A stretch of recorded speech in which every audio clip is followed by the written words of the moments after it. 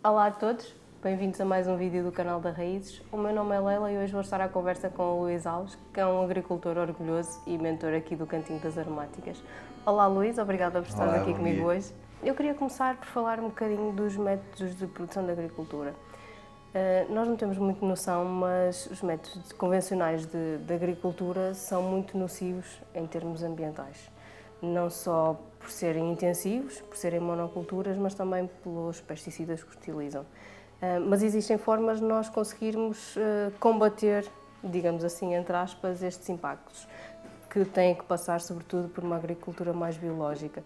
No entanto, para além da agricultura biológica, existem outros tipos de conceitos que nós podemos utilizar que ainda dão aqui um passo extra, como por exemplo a agroecologia ou a permacultura.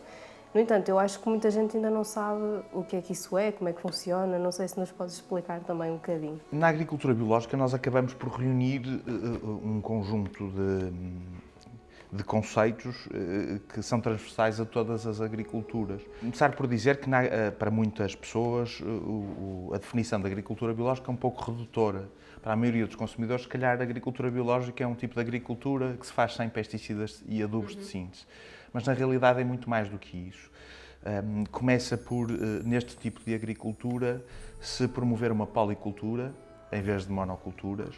Começa por se privilegiar, normalmente, na maioria dos agricultores que conheço, áreas de biodiversidade, ou seja, que hoje até empresas maiores da agricultura convencional começam a utilizar também as chamadas faixas de flores ou de vegetação espontânea, que para nós que fazemos agricultura biológica e implicitamente usamos a agroecologia, sobretudo nos projetos de menor dimensão ou de média dimensão, porque também há uma agricultura biológica mais industrial, que se limita a cumprir um certo caderno de encargos, mas nós que fazemos, portanto, agricultura biológica de pequena e média dimensão, normalmente tiramos muito partido da agroecologia e também de várias técnicas de permacultura. No fundo, ela pode congregar uma série de estratégias que são comuns a uma série de movimentos de agricultura biodinâmica, agricultura sintrópica, e uma coisa que eu gosto muito e que a maioria das pessoas esquece, que é a jardinagem.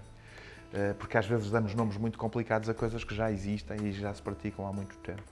Aqui na Quinta em particular nós tiramos partido de faixas de vegetação, sebes vivas, que é talvez uma das estratégias mais notáveis. Poderão ver que temos árvores e arbustos que servem não só para proteger dos ventos dominantes, esta é uma zona muito ventosa, mas também para criar sombra, para evitar a evapotranspiração, porque havendo mais sombra, os solos perdem menos água, logo a água permanece durante muito mais tempo, mas acima de tudo servem também de abrigo a um conjunto de seres vivos que trabalham connosco. Na agricultura convencional, o meu colega agricultor aplica pesticidas que são uma espécie de bomba atómica, sejam eles inseticidas, que matam todos os insetos de forma cega, os bons e os maus, enquanto nós, por exemplo, aqui em agricultura biológica, sabemos que para cada inseto que pode provocar estragos, há pelo menos mais 2 ou 3 que o comem. E, portanto, privilegiando a sua presença, estamos a assegurar um serviço gratuito, que o meu colega que faz agricultura convencional não tem, decidiu abdicar dele, porque vai ali à cooperativa e compra o pesticida. E, portanto, aplicando uma bomba atómica, arrasa de todos. Só que, infelizmente, os pesticidas ainda não resolveram os problemas do planeta e, portanto, os maus normalmente, não só nos seres humanos, mas também na natureza, têm tendência para vir a seguir logo com maior rapidez e, portanto, instalam-se e, na ausência de um sistema equilibrado, podem prosperar a seguir, que é o que tem vindo a acontecer. O mesmo com os herbicidas. Nós, na agricultura biológica, usamos telas de solo, que na permacultura também se usam uma série de coberturas para controlar as ervas daninhas, ou infestantes, ou então adventícias, como também alguns colegas gostam de chamar. Porquê? Porque consideramos que muitas delas são, na realidade, plantas úteis. Têm é que estar nos seus sítios, e, portanto, temos que arranjar estratégias mais inteligentes do que aplicar um herbicida. Lá está, pondo de parte todos os serviços gratuitos do ecossistema ou formas mais inteligentes que temos para os controlar, poluindo os ecossistemas. Os fungicidas também são muito graves e há formas muito simpáticas de evitar que as doenças provocadas por fungos acabem por nos afetar, com sistemas de poda, melhorando o solo, tornando as plantas mais bem nutridas, lá está, com mais biodiversidade, que é talvez a maior lição que eu tirei desde que me tornei agricultor, acho que é uma lição universal. Quanto maior a biodiversidade, maior a tendência para o equilíbrio. Privilegiando a água também, a presença da água, nós temos aqui um lago, faz com que possam surgir insetos como, por exemplo, libelinhas, que necessitam de fazer as suas posturas na água, que são grandes amigos do agricultor. E que lá está, quando se faz agricultura intensiva, toda a área, qualquer metro quadrado, é totalmente vocacionada para fazer mais um metro quadrado de alface. Nós aqui temos todos os metros quadrados que conseguimos para garantir este tipo de serviços gratuitos. Para terminar, para cada inseto que mexe, temos então outros insetos que o comem e temos que os convidar a vir. Eu gosto muito de fazer esta analogia. Numa savana equilibrada, onde há muitas zebras, para que elas possam ter pasto, tem que haver leões, porque se elas prosperarem demasiado, deixa de haver pasto. Elas comem tudo. Os leões estão ali, são fundamentais porque comem os velhos, os doentes, os fracos. Aqui na agricultura, tantas vezes invisível aos olhos, até mesmo dos colegas agricultores, existe essa savana. Portanto, de um lado estão as zebras e que nós queremos é que nunca prosperem, que se vivam ali em equilíbrio. E por isso precisamos de leões. E nós não conseguimos ter leões se aplicarmos pesticidas. Temos mesmo que ter outro tipo de serviços gratuitos e saber tirar partido deles. Eu acho que um agricultor do futuro será um agricultor jardineiro, alguém que tem uma cultura pessoal botânica muito grande, mas não só, uma cultura pessoal também do que se passa à volta no ecossistema, para então, com esse conhecimento, dele saber tirar partido. Repara, muitos agricultores ainda hoje matam répteis, cobras, lagartos, e eu acho tão estúpido, porque estão a matar um animal que é altamente benéfico para eles, que só está ali para os ajudar, com base num preconceito que se instalou de que eles podem prejudicar-nos de alguma forma, quando isso não é verdade. Sim, é aquele medo, é um réptil, então eu não quero porque me vai morder ou porque qualquer coisa. E é muito complicado nós agora também mudarmos esse tipo de mentalidades de um momento para o outro. Sim. Porque, por exemplo, os pesticidas não existem, na maneira como os utilizamos agora, não existem desde sempre. Ou seja, antigamente era praticado este tipo de agricultura. O que é que se perdeu aqui? Porque este conhecimento existe. Como é que agora nós passamos de uma coisa que era tão benéfica para nós para uma coisa oposta? Os pesticidas existem da forma como nós os conhecemos desde o pós-guerra. Portanto, há um boom a nível mundial de crescimento de população, de procura de alimentos e, acima de tudo, de concentração de pessoas em grandes núcleos urbanos. Portanto, muito longe da natureza, muito longe dos meios rurais. Por outro lado, há uma melhoria substancial dos meios de transporte, da logística, que tem vindo a sofisticar-se de uma forma impensável, o que garante um fluxo constante de alimentos que hoje viajam mais do que nós. Hoje comer uma manga ou um abacate, provavelmente ele viajou mais nas últimas semanas do que nós nos últimos 2 anos. Que é assustador. É um bocadinho assustador. E chega a preços que se nós nos questionarmos verdadeiramente, como é que é possível? Como é que é possível que esta coisa que viajou tanto, que chega aqui a cêntimos o quilo, ou a muito poucos euros o quilo, que contas é que pelo caminho ficaram por pagar? Não é? Porque a pegada que estes alimentos estão a deixar é como quando nós compramos a crédito, vamos pagar depois. Sim, aqui o que me preocupa é o produtor, porque tu sabes que os intermediários todos têm lucro. Sim. Portanto, o que preocupa é a pessoa mesmo que está a produzir esse Sim. alimento. Eu diria que, em boa parte, hoje devemos as alterações climáticas à forma como depois do pós-guerra, tivemos que começar a produzir alimentos para que a vida se torne sustentável para a maioria destes novos agricultores. Talvez 51% das emissões hoje sejam devido à forma como produzimos, distribuímos e nos alimentamos. Porque para conseguir ter alimentos que viajam a preços muito acessíveis, os seres humanos tiveram que começar a sair da equação. A agricultura teve que se industrializar mecanizando, monoculturas muito grandes, por exemplo, para produzir alfaces, sabendo que pelo menos 1/3 a metade das que são produzidas vão para o lixo. Ou porque não tem o calibre, ou porque na logística parte se estraga, ou porque depois, do outro lado, na loja, quando não se conseguem vender todas, o agricultor que as produziu é quem assume esses prejuízos. Isto é o que acontece neste momento. E, portanto, para fazer baixar os custos, a agricultura teve que se industrializar e teve que ir buscar as soluções aos pesticidas para se tornar competitiva. quando do outro lado, por exemplo, eu acho que a agricultura devia ser encarada como as Forças Armadas ou a polícia, devia ser uma questão de segurança nacional. Não devia estar a competir com outro tipo de bens que os seres humanos necessitam da mesma forma, porque ela é fundamental, tal como o oxigênio que nós respiramos ou a água que nós bebemos. Portanto, devia estar completamente sujeito a outro tipo de estratégia em termos financeiros, sociais, económicos, porque, caso contrário, vai conduzir-nos à destruição do planeta e à impossibilidade de vivermos aqui se continuarmos a fazê-la da mesma forma que temos vindo a fazer. Antes conseguíamos fazê-la sem pesticidas, porque a agricultura se fazia nas faixas urbanas e periurbanas das cidades, portanto tinha que viajar pouco. Não havia os meios sofisticados de distribuição que existem hoje, que têm que ser pagos. Tudo isto custa uma parafernália de dinheiro e, portanto, o tornava a vida do agricultor mais digna. Hoje em dia, para se conseguir viver de um projeto de pequena e média dimensão, temos que ser muito criativos. Mas temos esperança. Por exemplo, o Cantinho das Aromáticas é uma aldeia de resiliência no meio de uma cidade tão grande como Vila Nova de Gaia.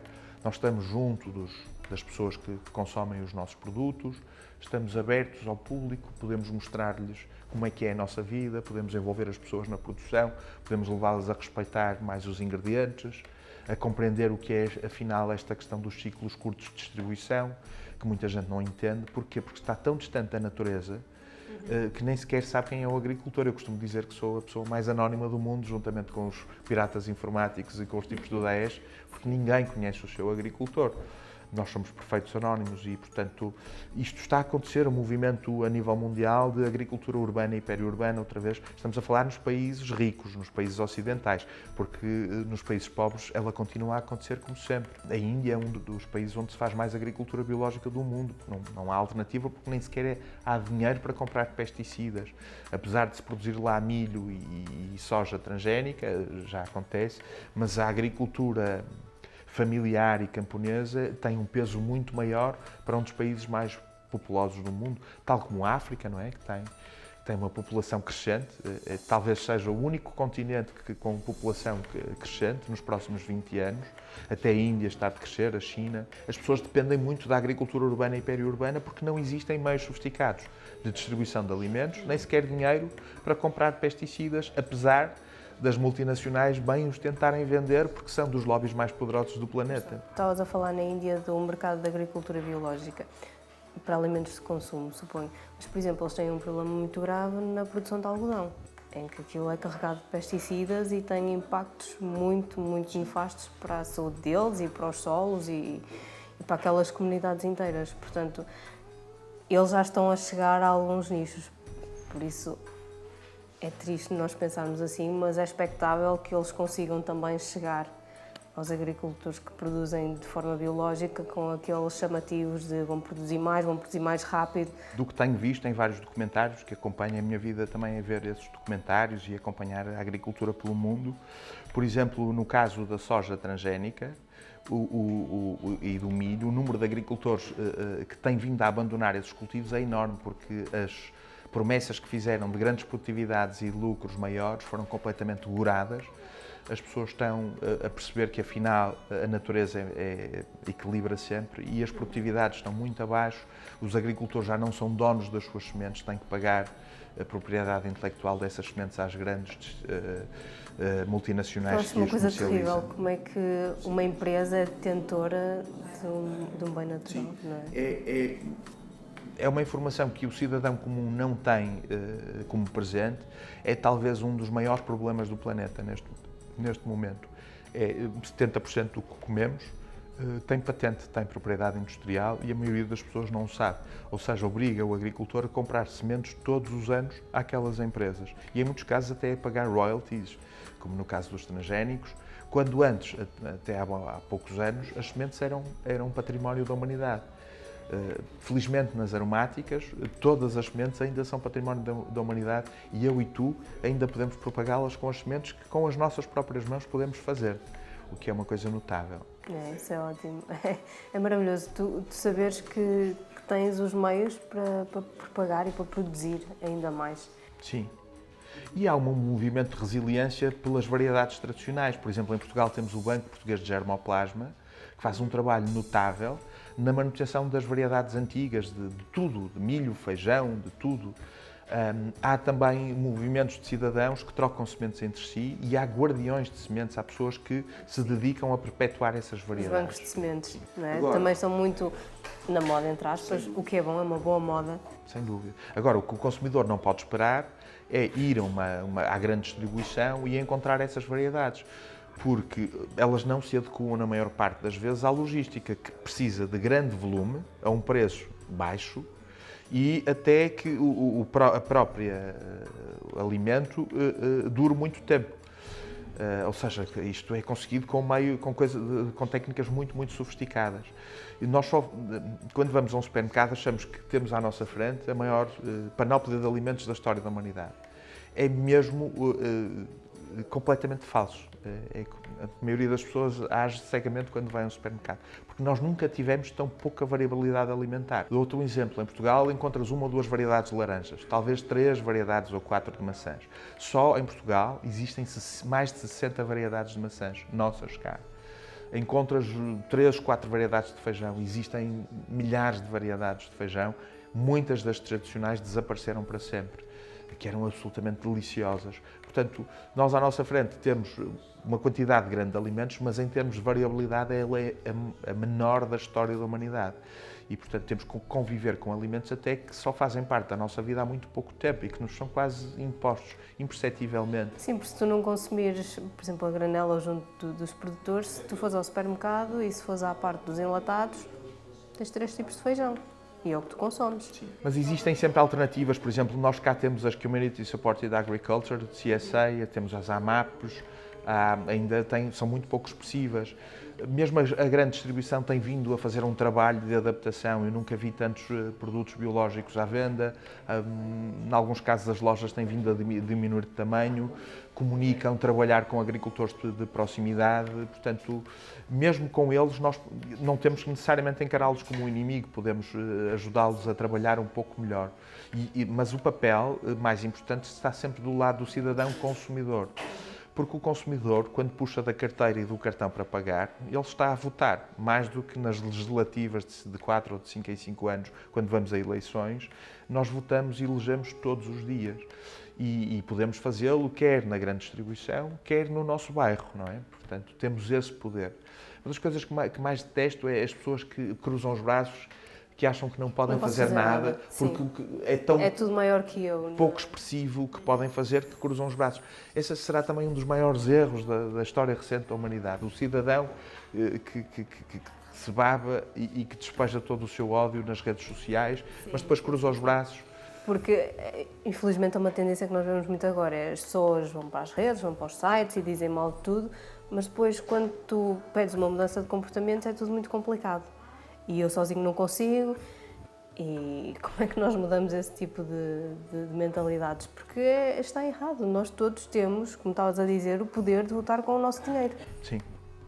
E se for eu agora e tu amanhã e depois outra pessoa, o mercado muda. Sem dúvida. É preciso haver vontade para isso. E também mudamos muito com o nosso exemplo, mais do que com palavras. Aqui, há 17 anos, que de forma sempre muito batalhada, muito dura, muitas vezes difícil, olha, cada vez mais todos os anos agrícolas têm sido mais desafiantes por causa das alterações climáticas. Hoje está a chover em julho, com temperaturas muito elevadas. Isso significa que a nossa batalha para controlar as infestantes é tremenda, que nos faz aumentar muito os custos. A maioria das pessoas não tem este tipo de preocupações quando vai comprar os seus alimentos. Mas nós temos essa capacidade de resiliência através do exemplo e é o que tentamos fazer aqui, quando abrimos a quinta ao público e tentamos mostrar até a outros agricultores com as estratégias que usamos.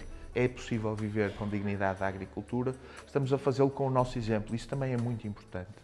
É porque tens que criar essa empatia com as pessoas. As pessoas não podem perceber os alimentos como uma coisa quase impessoal, não é? Que nos vem ter à mesa ou ter ao prato e nós não sentimos afinidade emocional com o alimento. E isso perdeu-se, não é? E devia-se ganhar outra vez, porque é por essa razão que existe também o desperdício alimentar que nós vemos neste momento. Sem dúvida. É horrível. Lá em casa, se uma laranja se estraga, o meu pensamento é, caramba, O meu colega que produziu esta laranja teve que plantar uma laranjeira, que lhe custou dinheiro, vezes milhares de laranjeiras, que regou e cuidou durante 4 a 6 anos, até ela começar a produzir em pico. Portanto, foi um investimento que ele fez, como se as pessoas põem o dinheiro no banco e fazem as suas poupanças, e ele pôs ali o seu investimento numa laranjeira que demorou 4 a 6 anos a produzir, para esta laranja chegar agora aqui a poucos cêntimos, e que eu deixei estragar. Quase que para mim é uma certa irresponsabilidade que isso aconteça. Mas como os alimentos são tão baratos, comparativamente com outro tipo de objetos que as pessoas privilegiam hoje, como automóveis, tecnologia, gerou-se, de certa forma, um facilitismo relativamente aos alimentos. Mas é importante que as pessoas não se esqueçam que há esse investimento dessas famílias que estão ali e que vivem daquele alimento e, portanto, depositaram ali todo o seu esforço para que ele chegasse até nós e, portanto, ele é muito mais do que quase um objeto. Sim, por isso é que eu acho muito importante estes mercados diretamente ao produtor, por exemplo, em que tu conheces quem produziu a tua comida. Isso cria ligação emocional, não só com as pessoas, mas com o próprio alimento em si, e tu tens outro respeito pela comida. Eu acho que é o que falta neste momento, é respeito pela comida. Porque chegou a um ponto em que, pronto, fizemos a mais, ficou atrás no frigorífico, estragou-se, vai para o lixo. Sem dúvida. E privilegiar a agricultura como uma área de segurança nacional. Nós vivemos num mundo em que há muitos refugiados, que é uma coisa que me incomoda muito, porque a mensagem que é passada mesmo pelos órgãos de comunicação social é que nós devemos estar preparados para os receber e sim, nós devemos fazer tudo para ajudar estas pessoas, mas fala-se muito pouco ou quase nada de como seria importante criar condições, ajudarmos nós, nos países mais ricos, a criar condições nos países destas pessoas para que elas pudessem voltar para casa, voltar aos seus laços, à sua cultura, aos seus terrenos, à sua agricultura, para poderem ter uma vida digna. E isto não se discute, é uma coisa terrível. E muitos destes refugiados são-no porque já não existem condições nos seus países, em termos de solo, água, clima, para produzir alimentos. Isto é preocupante. O Portugal, Espanha, estamos aqui neste canto da Europa, muito em breve podemos estar a passar exatamente pelo mesmo.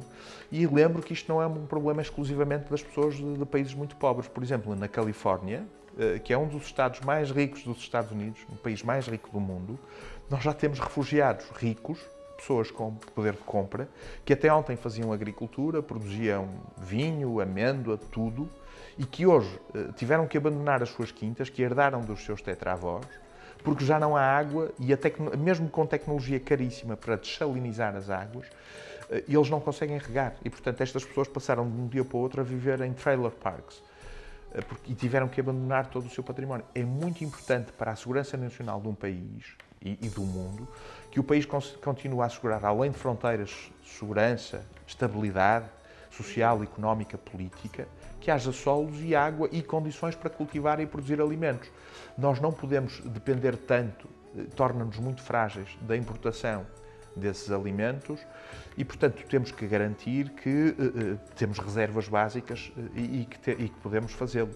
E nós não estamos no bom caminho em Portugal. Não, eu sinto, posso estar errado ou não, que nós pensamos muito, primeiro, dentro de fronteiras e depois a muito curto prazo. Ou seja, os problemas que podem vir no futuro, pronto, quem estiver lá nessa altura que lide com eles. Eu acho que também é muito devido aos ciclos políticos que nós temos, ou seja, são 4 anos, nós pensamos para estes 4 anos. E nós não podemos pensar assim, a nível de território, não podemos pensar a 4 anos, temos que pensar a 20, a 50. Como é que tu mudas a maneira deles pensarem, não é? A maneira deles fazerem as coisas. Mais uma vez elegendo todos os dias, sendo mais participativos politicamente, dando muito mais o exemplo do que a palavra, que hoje em dia esses valores reverteram-se também muito à custa das redes sociais. As pessoas revoltam-se, mas depois cá fora têm comportamentos completamente distintos da sua revolta.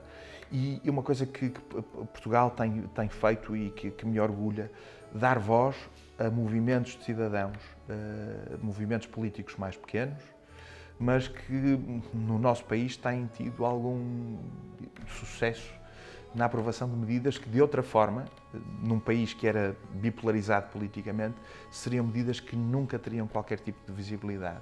Portanto, Espanha, se calhar, vai pelo mesmo caminho e outros países europeus vão pelo mesmo caminho.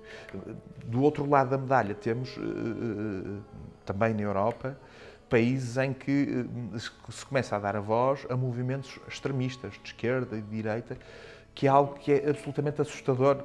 Poucos anos depois da última Grande Guerra Mundial, existir de novo esse tipo de expressão. Eu acho que movimentos de cidadãos, mesmo que até tenham interesses que a nós nos pareçam, sobretudo a pessoas um pouco mais conservadoras, muito fora do quadrado, o facto é que essas pessoas ajudam e trazem inovação e são também das poucas que estão dispostas a lutar pelos valores, porque hoje em dia há muito pouca vontade de lutar pelos valores. Há muita indignação, mas depois na rua vemos poucas pessoas. É muito difícil essa luta, não é? Porque tu sentes que estás a lutar contra toda a gente. Sim, mas por isso é que se dermos voz a movimentos políticos que legitimamente assumem perante os seus eleitores que não estão lá para governar, não querem ir lá para governar, mas querem ir lá para fazer a diferença, querem ter uma voz e querem marcar uma diferença. E no nosso país até está provado que basta um para ter muita voz, muita expressividade e para poder ajudar a tomar medidas que seriam absolutamente impensáveis se estas pessoas não estivessem lá e, portanto, nós podemos fazê-lo. E a pôr-nos a pensar. Exatamente. Quanto mais não seja, a pensar. Não Exatamente. Que é outra coisa que as pessoas fazem pouco, porque as redes sociais são muito como o açúcar. É uma coisa que me irrita muito quando alguém lê uma notícia. Hoje em dia as pessoas não abrem as notícias sequer, portanto, leem os títulos e os subtítulos. Títulos, e há colegas teus que fazem títulos absolutamente maravilhosos, não é? Que promovem o phishing, ou lá, que não sei muito bem como é que se chama. Mas depois as pessoas não leem as notícias e comentam a informação pela rama. É muito açucarada a informação. E, portanto, nem sempre a evolução humana significa que estamos a progredir. Tantas vezes estamos a andar para trás, não é? Nós estamos numa época em que o jornalismo é muito... Nem sei explicar. Não é chamativo, é alarmista, digamos assim. E populista, sim. E as pessoas estão-se a habituar a isso e é muito mais fácil tu clicares em uma coisa que diz 10 coisas, qualquer coisa, do que um título sério, entre aspas, não é? Exatamente. Então tu estás a começar a ver até grandes meios de comunicação que até agora faziam jornalismo sério, a começar a aderir a estas tendências. Sem dúvida. Para sobreviverem, sim. Porque os valores também são sempre os mesmos. E, portanto, a independência dos órgãos de comunicação não é vista como um meio privilegiado para a qualidade de vida dos cidadãos. Antes bem, pelo contrário, uma forma de os controlar. Este assunto estava pano para mangas. Mas, se calhar, queria voltar um bocadinho atrás, quando tu falavas sobre a biodiversidade que existe nos terrenos da agricultura biológica, para falar um bocadinho de um pequeno animal que também tem estado nas bocas do mundo, que são as abelhas. Eu tenho lido também muitas notícias que as abelhas estão a diminuir a um ritmo muito alarmante e que sem abelhas também não vão existir pessoas. Como é que nós conseguimos ajudar as abelhas? Sim, é um problema muito, muito preocupante.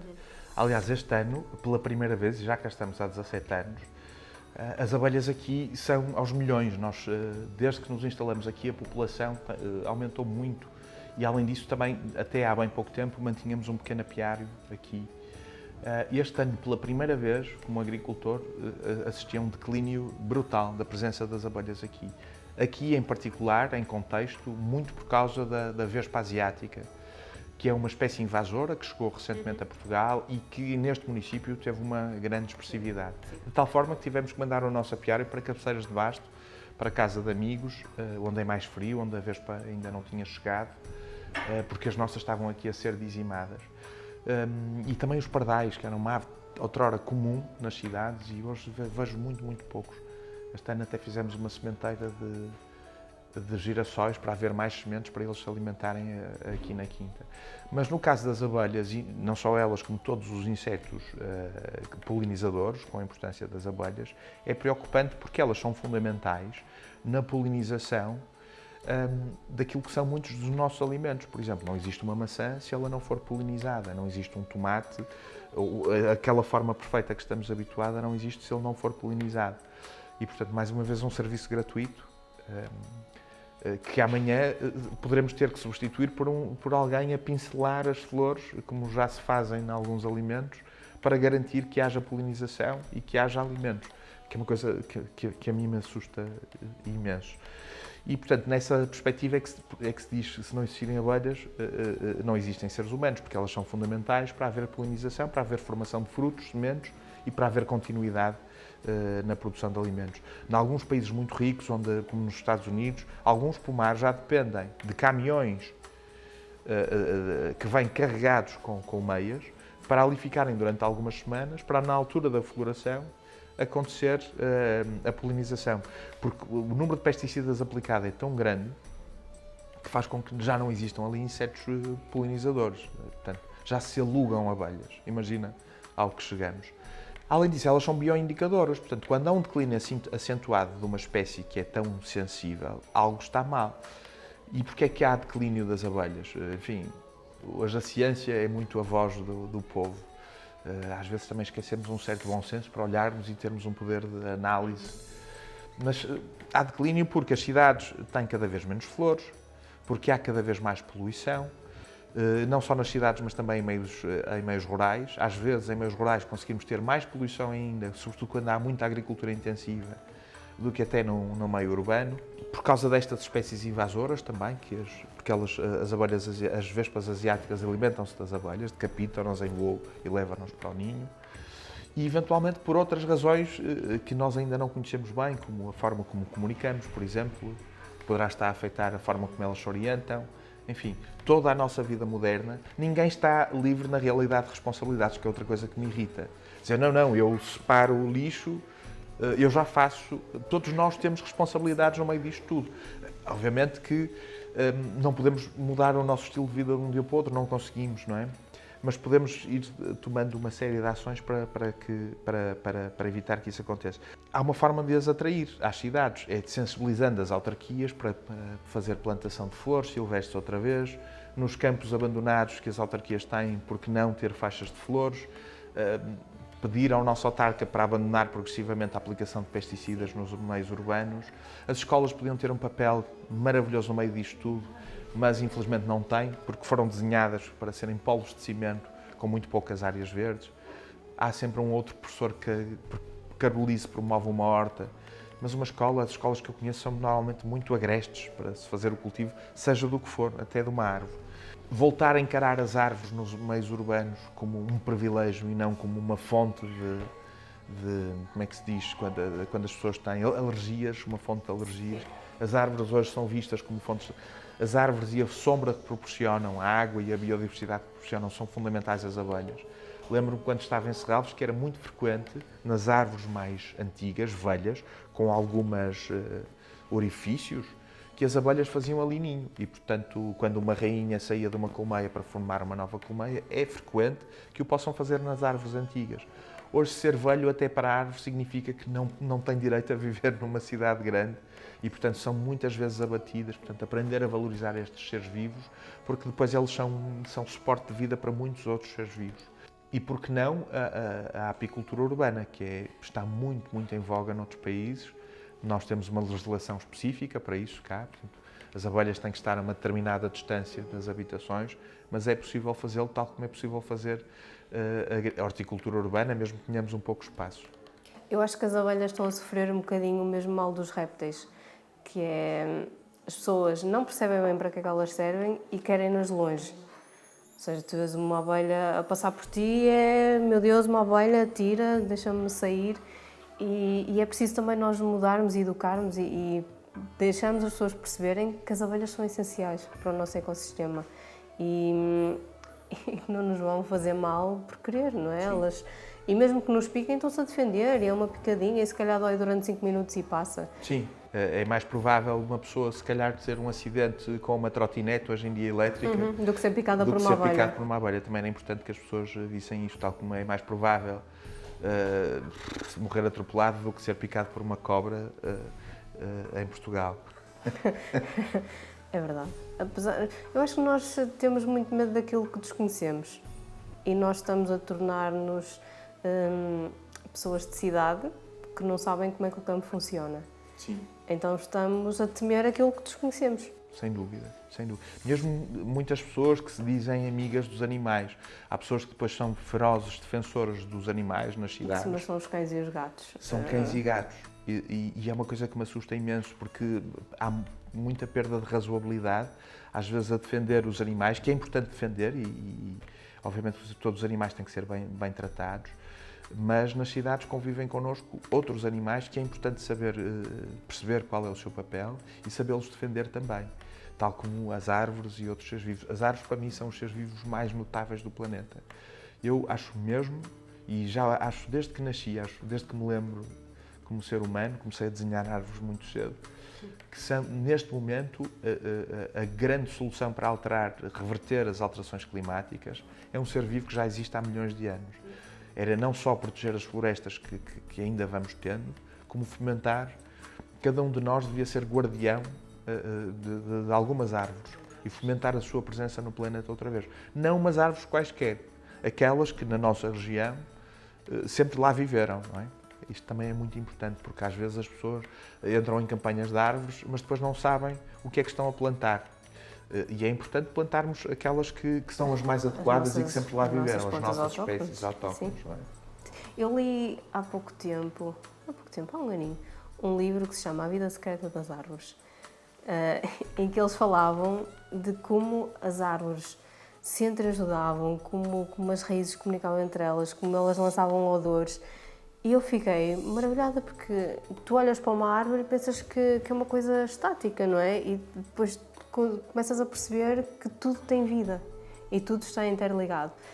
E também muita gente não tem noção disso. Sim. Há até um filme de Hollywood que foi muito bem sucedido que mostra isso de uma forma ficcionada, que é o Avatar, em que aquela comunidade de seres de outro planeta vive debaixo da árvore-mãe e tudo aquilo é um processo muito energético.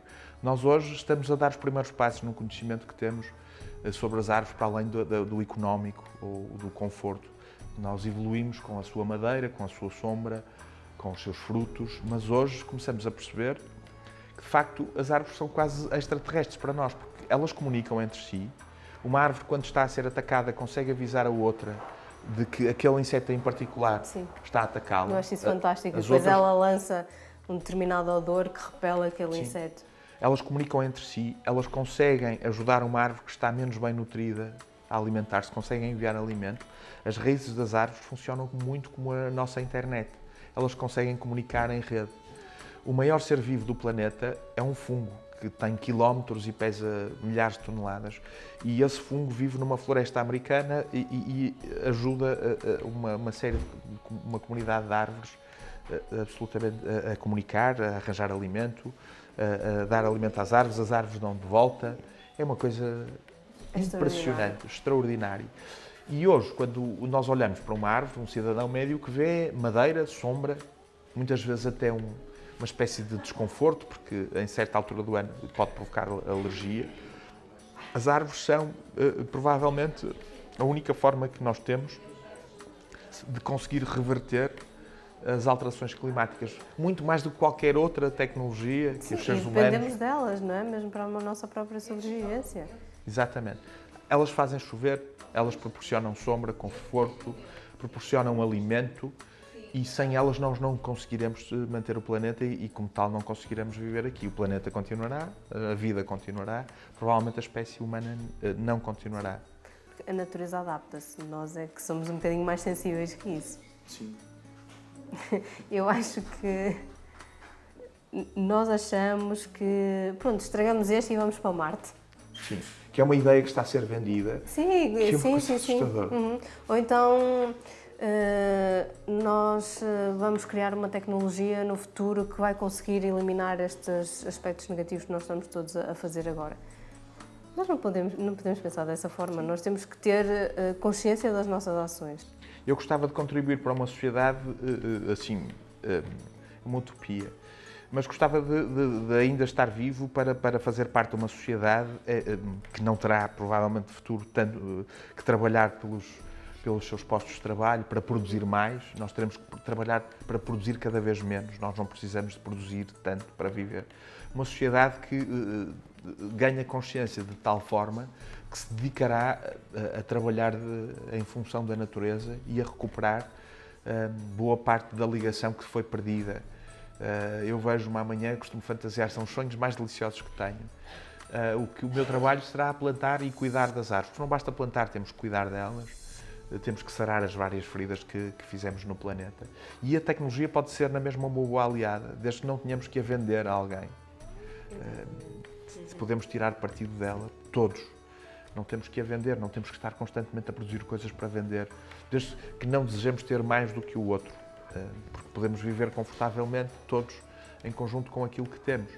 E, acima de tudo, ganhemos consciência que, mesmo que o outro queira ter muito, amanhã isso significará que os dois, quer o que tem muito, quer o que tem pouco, vamos morrer, todos, vamos ser composto disto tudo, e temos a grande responsabilidade de deixar o planeta para outros, e que essa vontade de ter muito faz com que seja absolutamente insustentável vivermos todos, mesmo que eu tenha muito e tenha a casa mais fantástica do mundo e já tenha dado 6 voltas ao mundo, eu vou morrer e amanhã eu não vou deixar um planeta melhor para os outros. Ok, posso-me estar a marimbar para os outros, mas politicamente esse tipo de ação deve ser cada vez mais reprimido, porque nós temos a obrigação de deixar o planeta para os outros.